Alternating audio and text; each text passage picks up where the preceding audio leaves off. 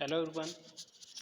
In the previous lecture, we already discussed about what is the concept of statistical quality control and what are the causes of variation, what are the types of control, or in what way we can control the production process. The next point is control chart.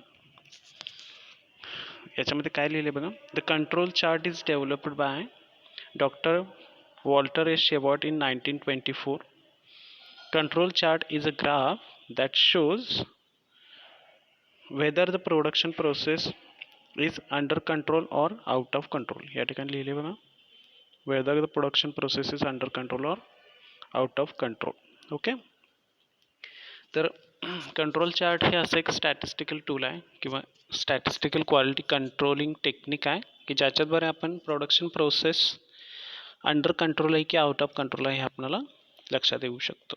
Okay, तर त्याच्यामध्ये सांगितलेलं होतं बघा की control chart is based on the theory of probability and sampling, also on 3 sigma limits and sequence of suitable sample statistics, example mean, range, fraction, defective p, number of defectives and p etc. म्हणजे control chart हे कशावर depend असतं बघा, तर probability आणि sampling थिअरीवर depend असतं. म्हणजे काय, प्रोबॅबिलिटीमध्ये काय असतं बघा, प्रोबॅबिलिटीमध्ये आपण सॅम्पल जे चूज करत असतो ते बाय सॅम्पलिंग चूज करत असतो, म्हणजे सिम्पल रँडम सॅम्पलिंग चूज करत असतो. ओके, ही मेथड यूज करून आपण ते चूज करत असतो. मग simple random sampling is a probability sampling by which we can get a sample from population. Okay, म्हणजे सॅम्पलिंग आणि प्रोबॅबिलिटी या दोन्ही टेक्निकवर कंट्रोल चार्ट डिपेंड आहे. आता याचा अर्थ काय बघा की आता समजा 1000 वस्तू त्याच्यामध्ये प्रोड्यूस होत असतील, प्रोडक्शन 1000 वस्तूंचं होत असेल तर आपण 1000 वस्तू चेक करणं गरजेचं नसतं. तर त्याच्यामध्ये बाय चान्स आपण 10 वस्तू चेक करू शकतो किंवा 50 वस्तू चेक करू शकतो. ओके, मग याच्यामध्ये कोणती टेक्निक आलं की आपण ते प्रोबॅबिलिटी बेस्ड किंवा सॅम्पलिंग बेस्डच आपण ते युनिट्स आपण ड्रॉ करायचे आहेत, म्हणजे 10 युनिट 50 युनिट अशा पद्धती. ओके, आता बघा त्याच्यानंतर काय बघा, याच्यामध्ये काय दिले, the control chart composed of 3 horizontal lines. मी मागच्या लेक्चरमध्ये सांगितलेलं आहे की तुम्हाला याच्यामध्ये 3 लाईन्स कन्सिस्ट असतात. It is a control chart. Okay, central limit it is abbreviated by CL.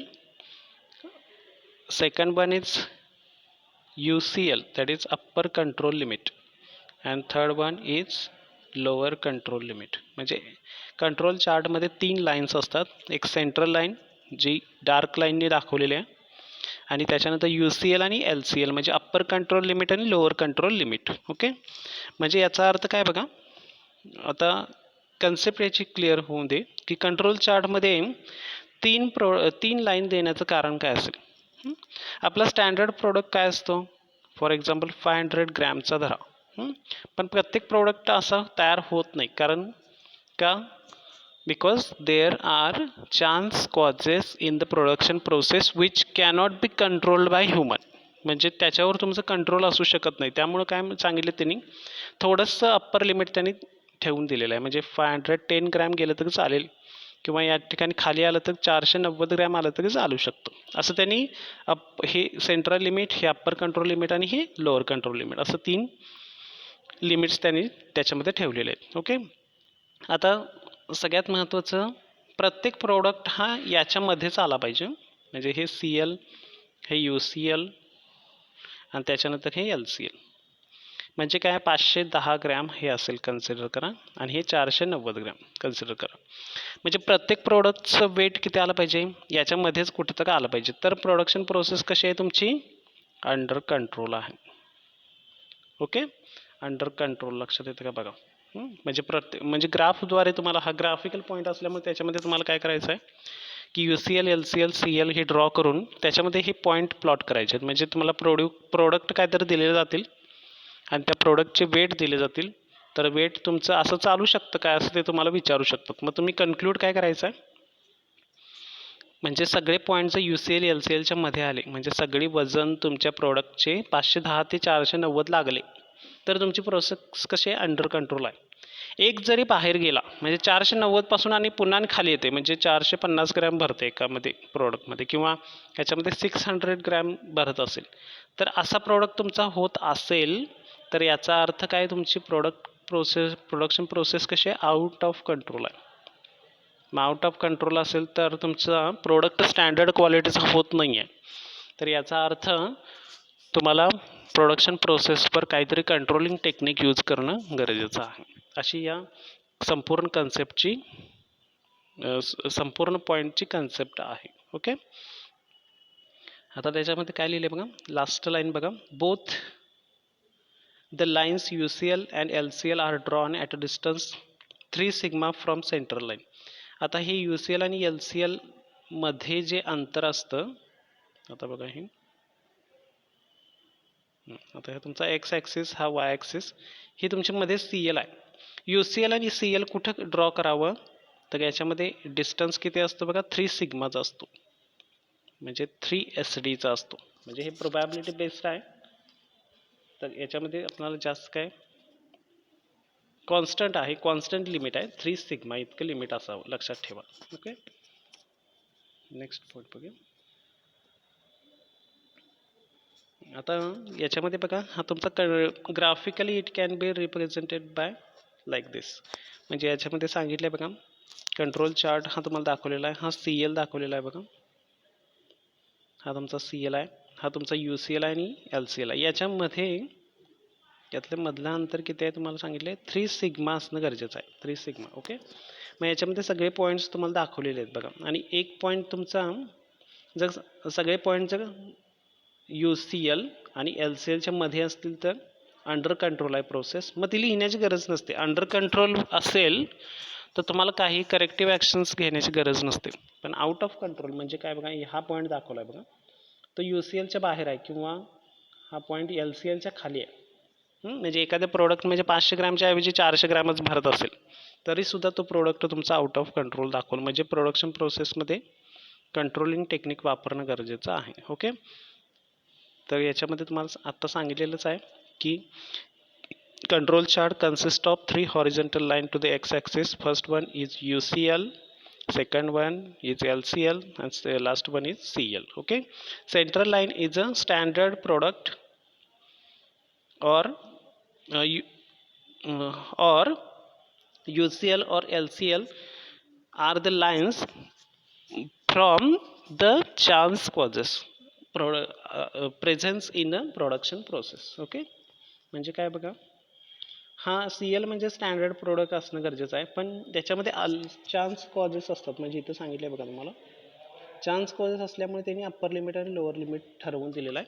पण त्याच्या पुढं सुद्धा तुमचं कंट्रोल, त्या लाईनच्या पुढं सुद्धा प्रोडक्ट तयार होत असतील तर या ठिकाणी सांगितलेलं बघा, the variation due to assignable causes. म्हणजे काय, असायनेबल कॉजेस त्या ठिकाणी आहेत. मग असायनेबल कॉजेस म्हणजे काय, तुमचा रॉ मटेरियल खराब आहे, ओके, किंवा त्यांची मशिनरी खराब आहे की ज्याच्यावर तुमचं कंट्रोल आहे, किंवा तुमचे वर्कर्स चांगले काम करत नाही आहेत, असा त्याचा अर्थ होतो. मग याच्यावर काय कंट्रोलिंग टेक्निक वापराल तुम्ही, की रॉ मटेरियल चेंज कराल, मशिनरी रिपेअर कराल किंवा चेंज कराल, किंवा वर्कर्स तुमचे बदलाल, किंवा त्यांना काहीतरी ट्रेनिंग द्याल की जेणेकरून तुमचा प्रोडक्ट स्टँडर्ड क्वालिटीचा होऊ शकेल. असं ह्या कन्सेप्टची सॉरी प्रोडक्ट स्टॅटिस्टिकल क्वालिटी कंट्रोलची टेक्निकली कन्सेप्ट आहे. ओके, आता इंटरप्रिटेशन ऑफ कंट्रोल चार्ट बघा, लास्ट लाईनला काय दिले बघा, interpretation of control chart. If all the points lie between UCL आणि LCL. आता मी सांगितलेल्या पद्धतीने सांगितलेलं आहे की सगळे पॉईंट UCL LCLच्या मध्ये असतील, and if there is no any continuous increase or decrease pattern for a long time, then we say that the production process is under control or in control असं म्हणतो आपण त्याला. ओके, याचा अर्थ काय बघा, सगळे पॉईंट जर UCL आणि LCLच्या मध्ये असतील तर अंडर कंट्रोल. सेकंड बघा, if one or more point lie above UCL or below LCL, then the production process is out of control. एक जरी पॉईंट त्याच्या बाहेर गेला असेल, म्हणजे हा पॉईंट किंवा हे पॉईंट बघा, तर तुमची production process out of control असेल. ओके. आता याच्यामध्ये टाइप्स ऑफ कंट्रोल चार्ट काय दिलेत बघा. मग त्याच्यामध्ये कंट्रोल चार्ट आपण कोणकोणत्या टाईपनी ड्रॉ करू शकतो ते बघा. कंट्रोल चार्ट हा ग्राफिकल पॉईंट आहे. तुम्हाला लक्षात येत असेल की चार्ट्स ड्रॉ करायचे आहेत, तर तुम्हाला ग्राफ काढायचा आहे. ओके. आता काय सांगितले बघा, the control chart may be divided into 2 types. Okay. त्याच्यामध्ये 2 टाइप्स आहेत. First one is control chart for variable and second one is control chart for attributes. आता व्हेरिएबल याचा अर्थ लास्ट थर्ड सेममध्ये तुम्हाला सांगितलेलं आहे. What is the meaning of variable. Variable nothing but a measurable characteristics which can be measured, म्हणजे मोजू शकतो, measured म्हणून सांगितलेलं आहे. आर कॉल्ड ॲज और is called as variable. Okay. तर एक्झाम्पल काय आहेत बघा व्हेरिएबलचे. लेंथ आपण मोजू शकतो. ओके. डायमीटर मोजू शकतो, व्यास म्हणतो आपण त्याला. और life of an electric bulb. आता एखादा इलेक्ट्रिक बल्ब किती महिने गेला असेल किंवा किती दिवस गेलेला असेल हे सुद्धा आपण काउंट करू शकतो. त्यामुळे ते व्हेरिएबलमध्ये येईल. ओके. आता टाइप्स ऑफ व्हेरिएबल्स काय काय आहेत बघा. कंट्रोल चार्ट्स बघा. Control charts for variable. First one is control chart for mean. Second one is control chart for range. Third one is control chart for standard deviation. Okay. त्याच्यामध्ये बघा सिलेबसमध्ये फक्त तुम्हाला पहिले 2 आहेत, म्हणजे मीन चार्ट आणि रेंज चार्ट आहे. आता control chart for standard deviation तुम्हाला सिलेबसमध्ये नाही आहे. ओके.